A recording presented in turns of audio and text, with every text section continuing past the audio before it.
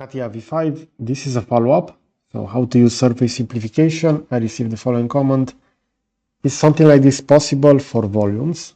So let's take a look over here at that case study. Initially, I'm going to go with imagine a shape, and I will just add over here the following sphere. I'm going to go ahead and I will face subdivide this. So maybe for the top, I will add something like this, and I will further subdivide this again. Now, for that face simplification, that will be available within generative shape design, and it will be located over here under operation, where we have join, we have surface simplification. But keep in mind that when I'm selecting over here something, for example, this is currently an imagine and shape subdivision. As you can see, I can select that. And over here I have faces to merge. I can go ahead and I can select those for those 5 faces in this case. If I'm going to click OK, we're going to have those now changed. So as you can see, we can work with those subdivisions over here.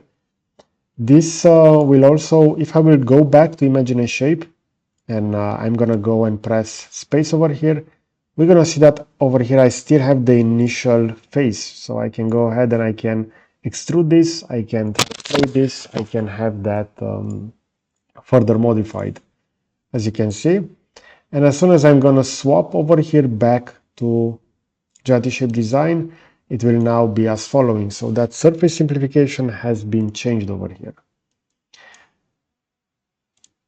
If I'm going to go ahead and I will do some more subdivision, so I decided to use imagine a shape since this will allow me over here to add additional geometry. I'm just going to do the following.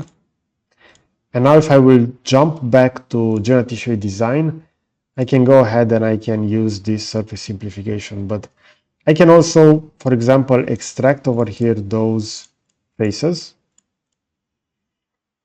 And I can go ahead and I can join them together over here. So if I don't want to add a certain face, for example this one, I want to keep those 4 over here, merge, and this one separately, I can easily do that.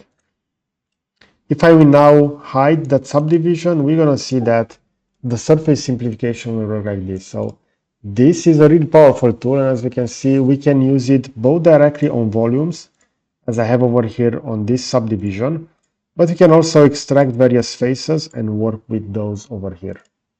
So I hope you enjoyed this kind of content. You're going to find additional CATIA tips and tricks over here on the left. And if you enjoy this kind of content, you can consider to subscribe. You're going to find a subscribe button to the right. So that's it. Thanks for watching.